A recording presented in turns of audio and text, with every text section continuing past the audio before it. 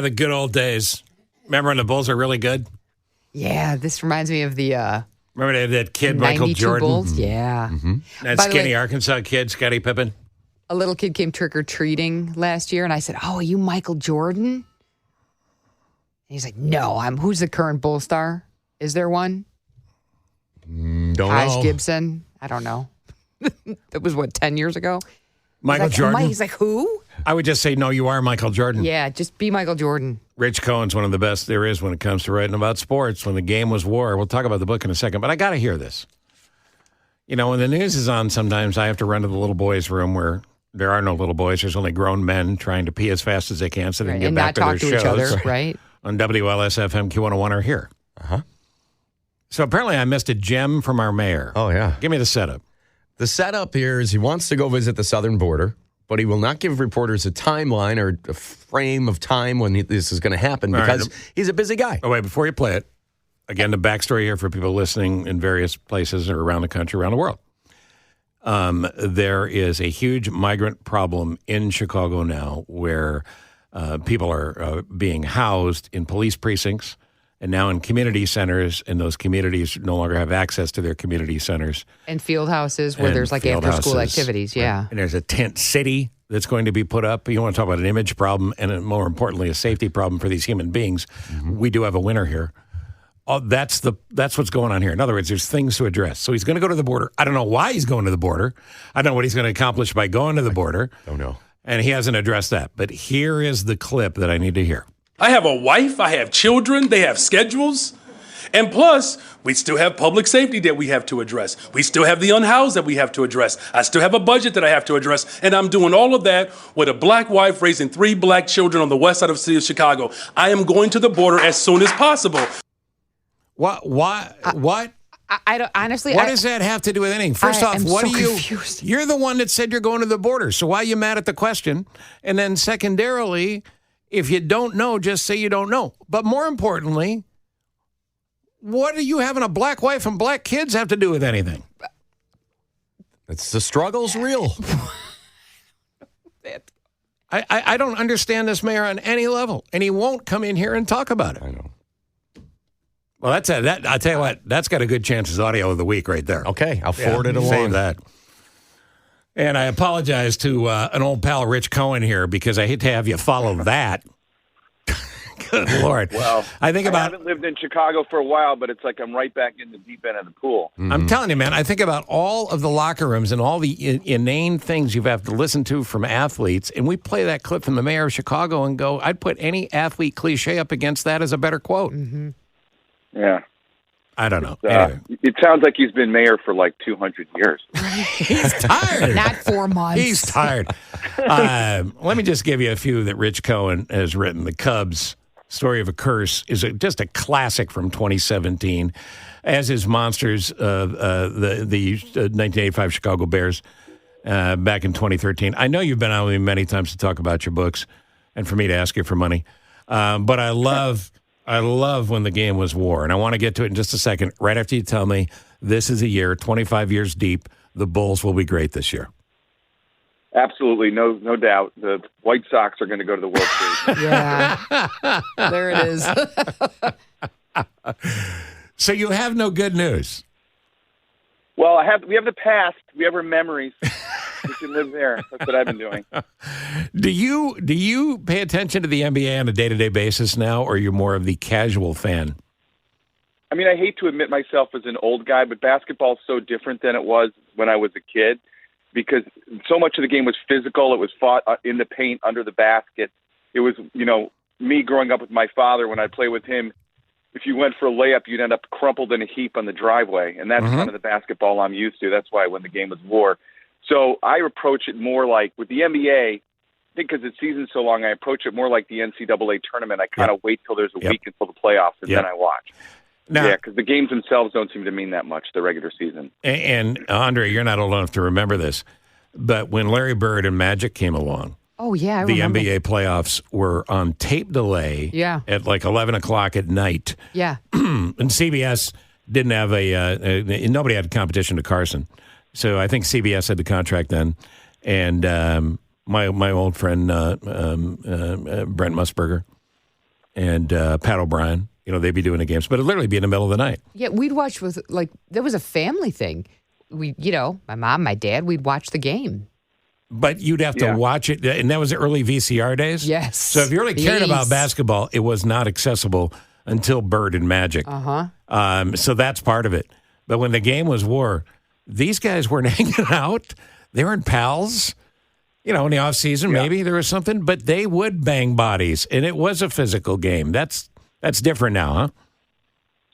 Yeah, well, first of all, you have to remember that if you accidentally tape over in my house, you try to tape that game and you tape over Dallas or something, you get in big trouble. Big trouble.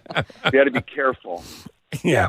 It was part of it was that there wasn't the same kind of free agency, and they didn't make the same. They made a lot of money, but not the same kind of money. So you had these rivalries. I mean, when the Bulls and the Pistons played, it didn't matter what time of year it was. That was an intense game. And you felt like guys were constantly putting the night and the game over their long-term health and safety. Right. And that's what was so incredible about it. And the reason why this year was interesting to me, 87, 88, because it was like the year that all the planets aligned when I was a kid with the sun, because you had these four great dynasties, the Celtics, the Bulls, the Pistons, and the Lakers, and they were all great at the same time. Arguably, each one of them you could argue was the best ever. And I'm a Chicago fan. So what I liked about it is sort of this is the world that the Bulls come from. And I always compared this season to Game of Thrones on the hard court. Because when you watch Game of Thrones, if you ever watch a show, you never knew who the hero was. And ultimately, the greatest of all those teams was going to be the Bulls. You just started to see it in 87, 88, which was a rookie year for Pippen and Horace Grant. Paxson was on the bench, and Phil Jackson was the assistant coach. Wow. Yeah, and Michael's 2 years in, and Phil doesn't have the team at that point, so Michael's still throwing up 50 shots a game. Mm-hmm. It was Phil. Right. It was Phil that came in and told him, "You got to play basketball." And without, Right. It was Jordan's first MVP, and the Bulls won 50 games for the first time.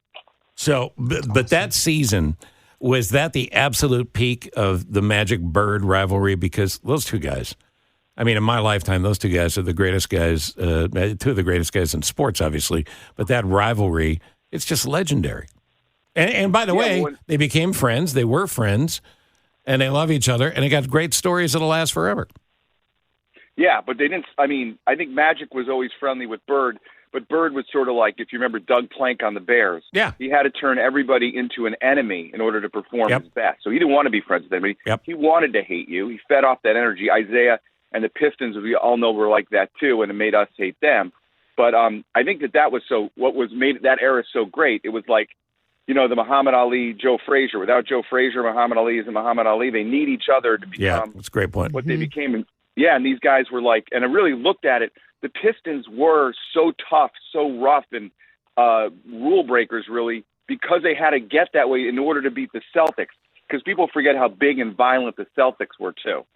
So by the time the Bulls came along, it was like they approached it a completely different way, which was finesse. And that was why when the Bulls finally beat them, it was like I went down to outside my house, sat on the ground, and cried. It's such a catharsis. Right, right. Yeah. Because that way you could get so. I mean, the '80s were just the NBA went from worst to first in the '80s. Mm-hmm. It was absolute must-watch TV by the end of the decade, and of course, Michael took it to a new level in the '90s when the game was war. As the new Rich Cohen book, you can get it everywhere, and you should buy 2 or 3 copies because you're careless, you'll lose it, and download a couple backups. And Rich, you're not here now. I've got the book right in front of me. If you were here during this break, think about what you would sign it, and I'll write it in and forge your name. Okay, deal. All right, stick around. We got more from you, and I'm sorry, but I'm going to have to ask you about the Bears as well. That's okay. I apologize up front. More with Rich Cohen. When the game was war, the NBA's greatest season. Here's his answer. Yeah, it's okay. Well, you just Great. you turned a stomach. It's like a buzzkill. One thing, I came by Soldier Field this morning, and I don't know if people are aware of this. Somebody drew a chalk line around the entire thing around Soldier Field. It's a crime scene. And if you open your window, you could hear that Law and Order sound, when they find a body. Yeah. Mm-hmm. Wow. I just took a look at the Fat Bear Week poll, and the Chicago Bears are leading. Over the Fat Bears? Well, apparently Fat Bear can be taken many different ways, including fat and ineffectual. I'd rather watch the Fat Bears. Get in line. It's a short line. When the game was war, Rich Cohen rejoins us now. I love the stories in this book. Just love them. And one of the key points in the book, of course, is Isaiah Thomas. You know, when you go to the Pistons and the Bulls rivalry, it's easy to hate Bill Laimbeer because he's a thug in short pants. You make a great point in the book that Joe Dumars' job was basically not to stop Michael, but to put him somewhere where it'd be harder for him to make every shot and control him, I guess. But talk about Isaiah. Well, Isaiah, you know, I would sort of say nice things about Isaiah, and my friends would attack me, physically attack me. Isaiah was so hated.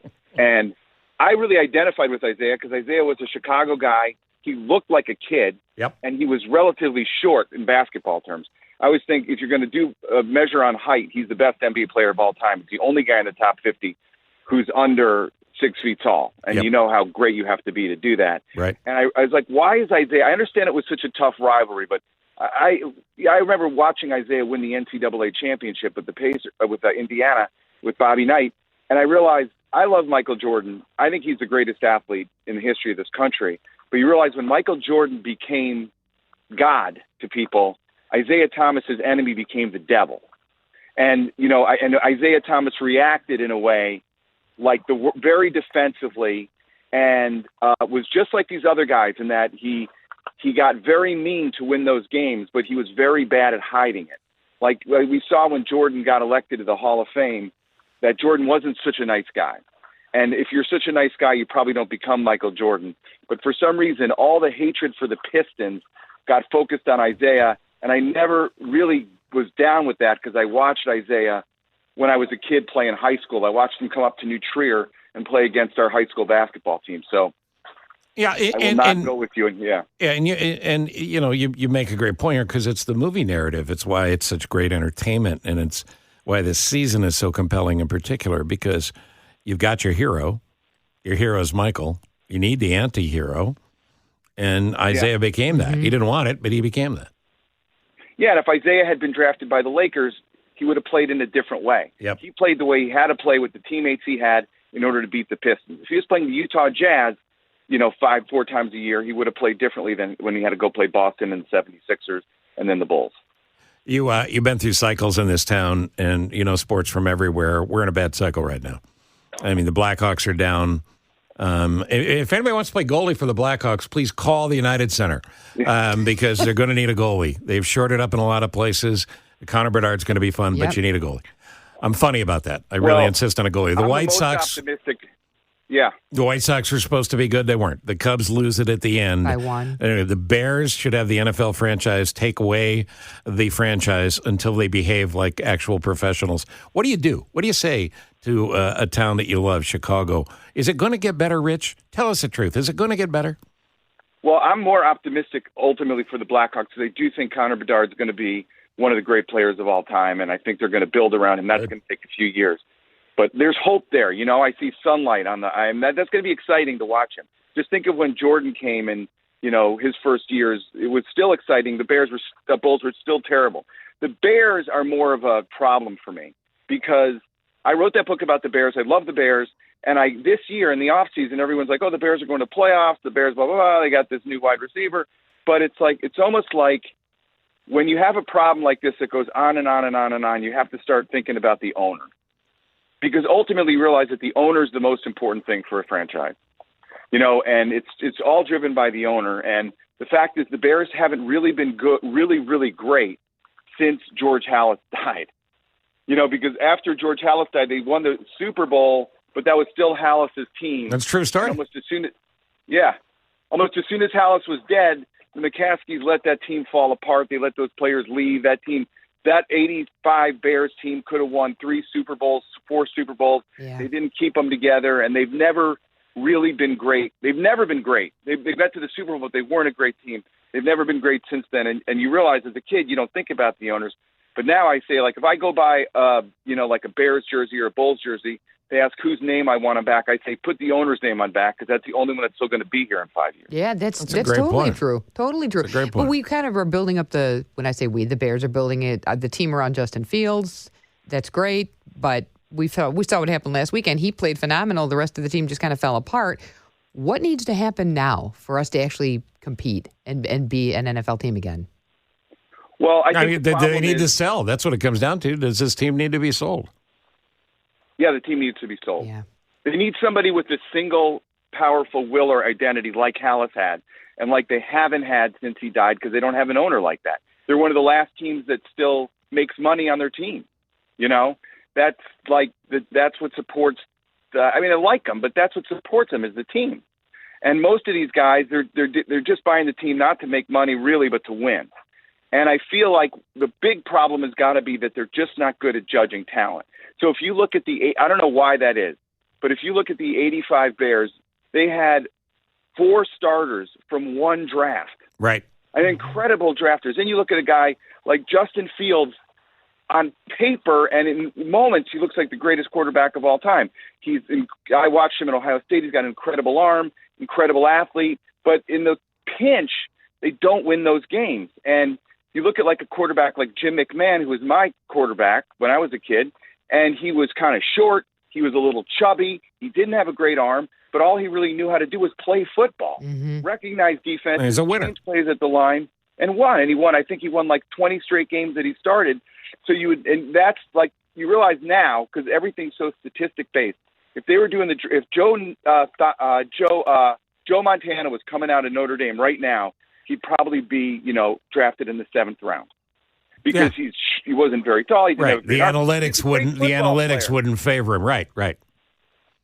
Yeah, so that's what was so great about the 85 Bears. When you talk to guys like Jim Finks, who was their general manager, they drafted football players. Like I remember when the Bears drafted Trubisky, they said, "Oh, he's great. He's so tall. He has such a great arm. He hasn't played a lot of football, Right. but but we'll teach him here. It's not a place to learn how to play pro football. Exactly. When you get to Exactly. yeah. It's not OJT, kids. Right. It's not on-the-job training, and we're 4 weeks Right. in. So in other words, Rich, you're feeling good about the Bears tonight against Washington. Well, Thursday night games never seem like the good game.